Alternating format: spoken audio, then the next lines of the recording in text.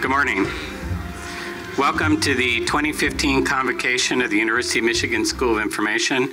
I'm Tom Finholt, Interim Dean of the School of Information. I had the pleasure of meeting and speaking to the new master's students and new faculty last week and the new BSI students yesterday, but Convocation is the only occasion in our academic year when we come together as an entire school. I've often thought it a little odd that we end our school year with the commencement ceremony, but Convocation makes literal sense. The word comes from the Latin convocare, meaning to call together. And it's an occasion when we are all called together in order to welcome our incoming students and to renew the sense of community that has always distinguished the School of Information. It's also the one and only time the dean has, or the interim dean in this case, a captive audience of the whole school for whatever I want to say to you and whatever I wish to impart, so be forewarned. We have an exciting year ahead of us with much to look forward to and much to accomplish.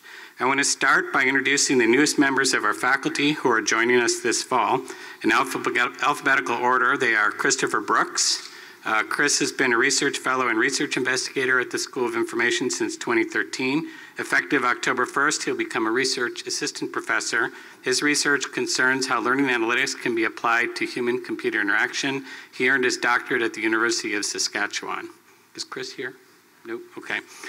Stephen Oney. Stephen joins the School of Information as a presidential postdoc and assistant professor. His research concerns the ways in which human-computer interaction technique can improve programming languages and environments.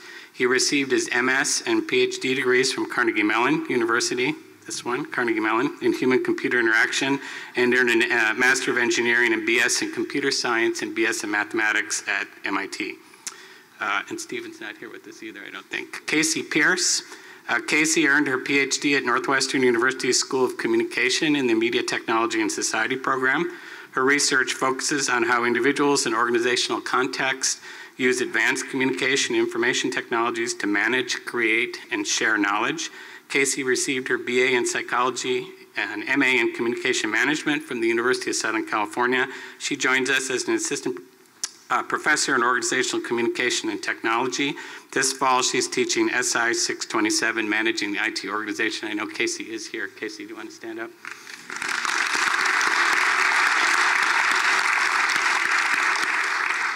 Daniel Romero. Daniel has been a presidential postdoc fellow at UMSI since 2014.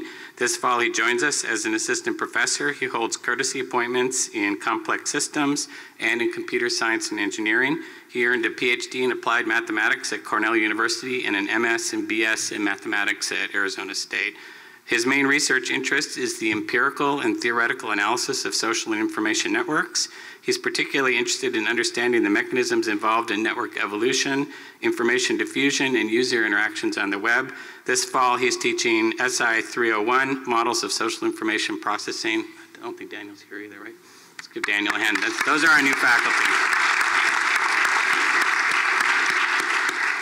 In addition, we have two faculty who will have their principal appointments in the College of Engineering, but also will be courtesy appointment in the School of Information. They are Assistant Professor Walter Lasecki and Arthur Thurnau Professor Perry Sampson. So please join me in welcoming all of our new faculty.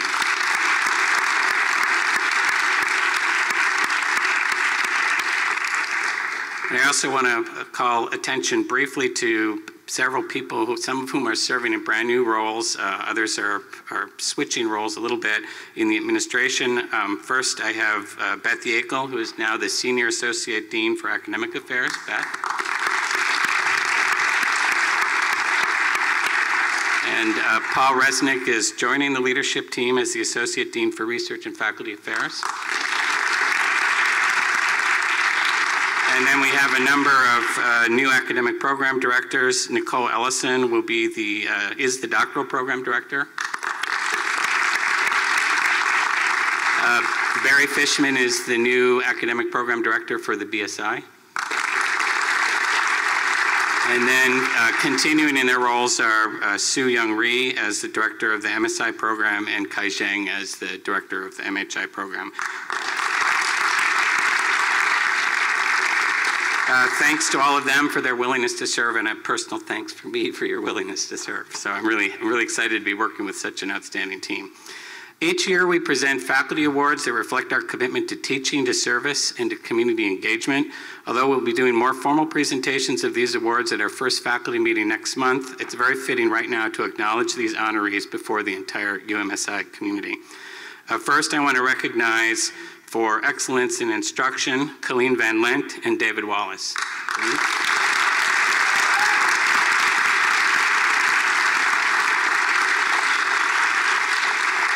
Colleen is being recognized for outstanding performance in the classroom and for her outstanding effort in co-developing or developing many of our core courses, including SI 206, which is required in the undergrad curriculum. David is receiving the award for his outstanding contributions and accomplishments in service of the archives curriculum, and he's still working for us in South Africa. And for those of you that are going to be joining him this summer on the Global Engagement Program, you'll get to know him better. The Michael D. Cohen Outstanding Service Award, which recognizes commitment to serving the UMSI community mission, goes this year to Professor Margaret Hedstrom.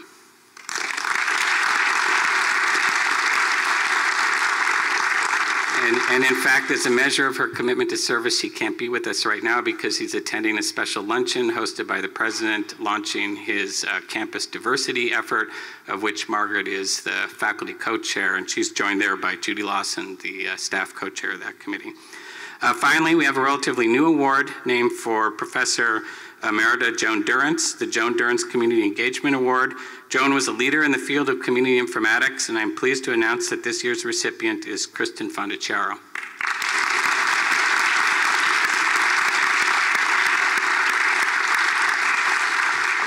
Kristen exemplifies UMSI outreach with her work bringing Michigan Makers projects to local schools, and thanks to a brand new IMLS grant, she'll be expanding Michigan Makers to rural high-poverty areas in Michigan in the year ahead. I should also take this time to announce that the school has completed a memorandum of understanding with the Ann Arbor District Library for use of their brand new makerspace. What's it called, Kristen? The Secret Lab. Awesome. In the lower floor of the Central Branch downtown, and that was just initialed yesterday, hot off the presses. We're very excited about that, and Kristen and Sylvia will actually be teaching there this fall. So go check it out even if you're not in the class. So please join me in congratulating all of our faculty honorees.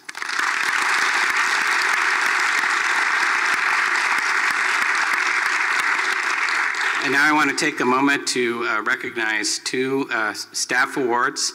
These awards are presented internally in the spring, but they deserve wider recognition as the work of the staff benefits the school at all levels. The Peer-to-Peer Staff Award honors someone who has made significant contributions in service of other staff, and this year's winner was Senior Assistant to the Dean, Barbara Smith.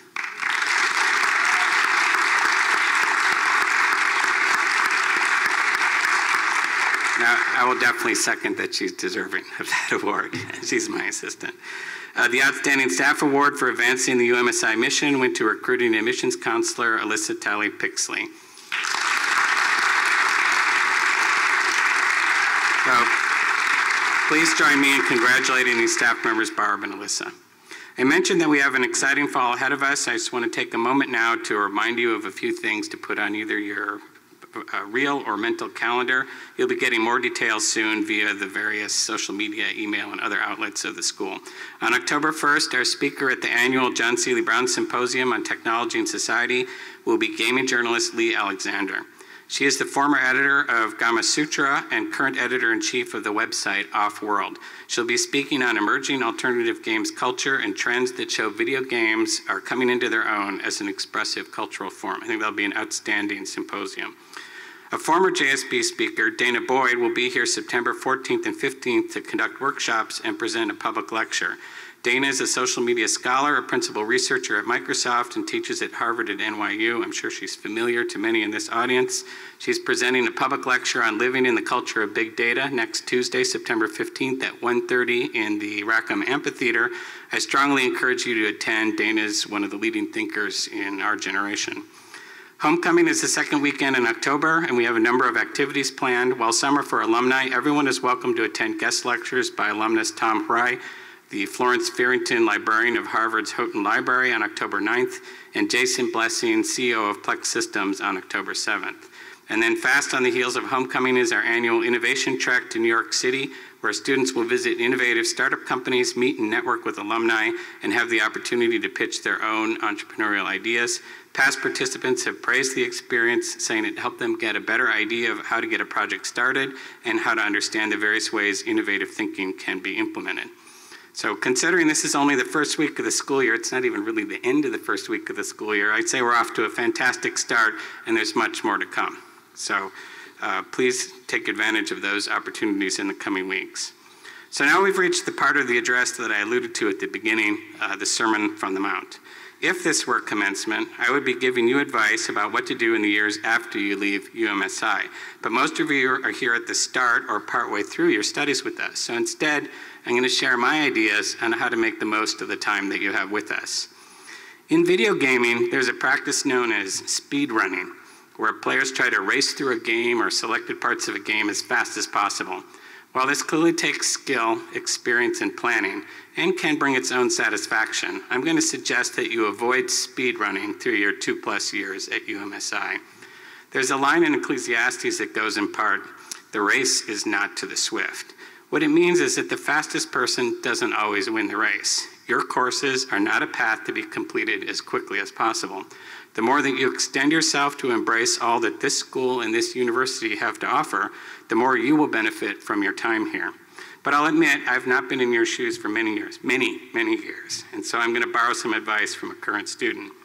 Kathy Kaczynski, a second-year MSI student, wrote a great entry for the Hack Library School blog a few weeks ago, giving advice for new and returning students.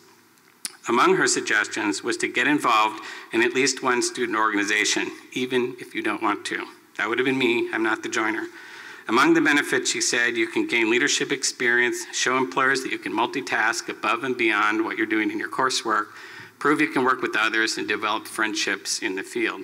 Kathy should know, she's actively involved with the Information Alliance for Community Development, the ALA Student Chapter, and the Social Justice Group, 3 of the 17 different student organizations within UMSI.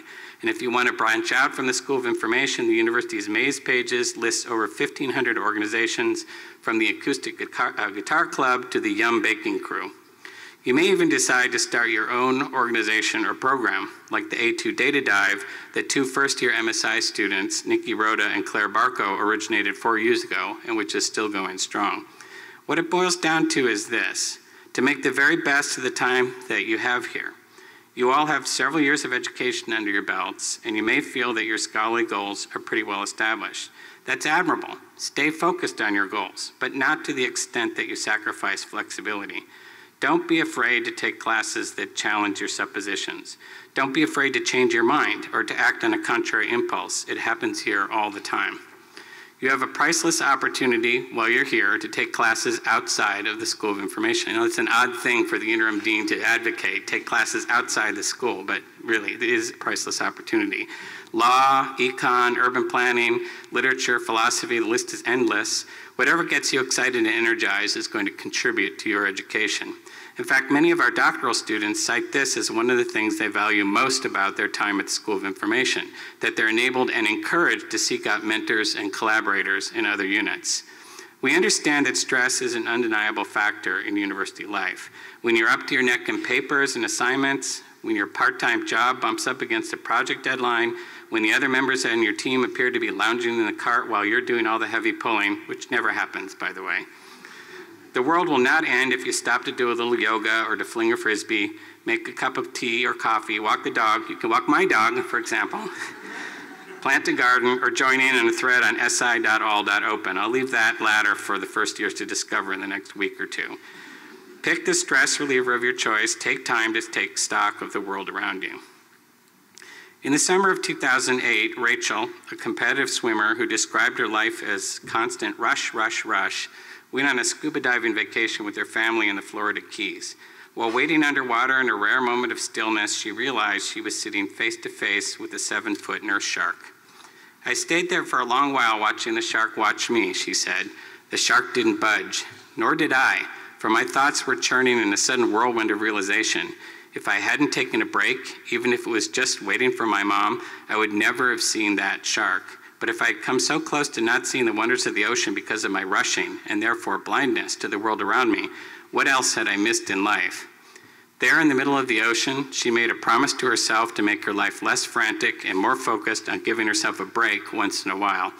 Life is better seen through the eyes of someone who takes it all in slowly, someone who ignores the urge to go, go, go, she says. To rush life, you end up missing the beauty of it. Sometimes you must be totally blind before you can finally see, and sometimes you have to stop in order to keep going.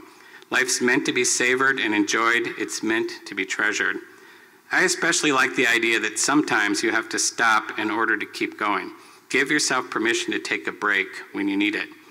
As faculty and staff, just as we're interested in the intertwined relationships between people, information, and technology, we are interested and invested in you, our students, as complete human beings, not just bodies and chairs for the duration of your time here.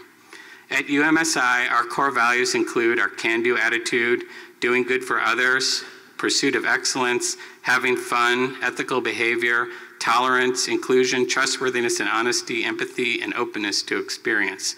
I'm sure that you agree these are all good values, some overlapping, and every one of them can be practiced and should be practiced in your scholarship as you learn and as we teach.